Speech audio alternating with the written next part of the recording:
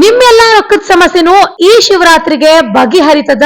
ಇಷ್ಟ ಮಾಡ್ರಿ ಸಾಕು. ನಿಮ್ ಎಲ್ಲ ಋಣ ಪರಿಹಾರ ಆಗ್ಲಿಕ್ಕೆ, ಎಲ್ಲ ರೀತಿಯಾದಂತಹ ದುಡ್ಡಿನ ಸಮಸ್ಯೆಗಳಿಗೆ, ಕೊಡ್ಬೇಕಾಗಿದ್ದು ಕೊಡ್ಲಿಕ್ಕೆ, ಇಸ್ಕೋಬೇಕಾಗಿದ್ದು ಇಸ್ಕೊಳ್ಳಿಕ್ಕೆ, ಎಲ್ಲ ರೀತಿಯಾದಂತಹ ರೊಕ್ಕದ ಅಂದ್ರೆ ದುಡ್ಡಿನ ಸಮಸ್ಯೆಯ ಪರಿಹಾರ ಆಗ್ಬೇಕು ಅಂತಂದ್ರ ಶಿವರಾತ್ರಿ ದಿವಸ ತಪ್ಪದೆ ಈ ಮಹಾಮಂತ್ರವನ್ನ ಜಪ ಮಾಡ್ರಿ. ಓಂ ನಮಃ ಶಿವ ಅನ್ನುವಂತಹ ಪಂಚಾಕ್ಷರಿ ಮಹಾಮಂತ್ರವನ್ನ ನೀವೆಲ್ಲರೂ ಹೇಳ್ತೀರಿ. ಅದ್ರ ಜೊತೆಗೆ ನಾನ್ ಹೇಳುವಂತಹ ಈ ಮಂತ್ರವನ್ನ ಜೊತೆಗೆ ಹೇಳಿದ್ರ ನೀವ್ ಅನ್ಕೊಂಡಂತಹ ಎಲ್ಲ ಋಣದ ಅಂದ್ರೆ ರೊಕ್ಕದ ದುಡ್ಡಿನ ಸಮಸ್ಯೆ ಪರಿಹಾರ ಆಗ್ತದೆ. ಈ ಜಪವನ್ನ ರುದ್ರಾಕ್ಷಿ ಮಾಲೆಯೊಟ್ಟಿಗೆನೆ ಮಾಡ್ಬೇಕು. ಕೈಯೊಳಗ ರುದ್ರಾಕ್ಷಿ ಮಾಲೆಯನ್ನ ಹಿಡ್ಕೊಂಡು ಓಂ ನಮಃ ಶಿವ ಎನ್ನುವಂತಹ ಶಿವ ಪಂಚಾಕ್ಷರಿ ಮಹಾಮಂತ್ರವನ್ನ 108 ಬಾರಿ, ತದನಂತರ ನಾನೀಗ ಹೇಳಲಿಕ್ಕೆ ಹೊರಟಿರುವಂತಹ ಮಂತ್ರವನ್ನ 108 ಬಾರಿ, ಕೊನೆಗೆ ಮತ್ತೊಮ್ಮೆ ಓಂ ನಮಃ ಶಿವ ಎನ್ನುವಂತಹ ಶಿವ ಪಂಚಾಕ್ಷರಿ ಮಂತ್ರವನ್ನ 108 ಬಾರಿ ಹೇಳ್ಬೇಕು. ಈ ರೀತಿ ನೀವೇನಾದ್ರೂ ಅನುಷ್ಠಾನ ಮಾಡಿದ್ರಿ ಅಂತಂದ್ರ ಶಿವನ ವಿಶೇಷವಾದಂತಹ ಕೃಪಾ ಕಟಾಕ್ಷಕ್ಕೆ ಪಾತ್ರರಾಗಿ ನಿಮ್ಮ ಎಲ್ಲ ರೀತಿಯಾದಂತಹ ದುಡ್ಡಿನ ಸಮಸ್ಯೆಗಳು ಪರಿಹಾರ ಆಗಿ ಸುಖದಿಂದ ಇರ್ತೀರಿ. ಬರ್ರಿ ಹಂಗಂದ್ರ ಆ ಮಹಾಮಂತ್ರವನ್ನ ಹೇಳ್ಕೊಡ್ತೀನಿ. ಓಂ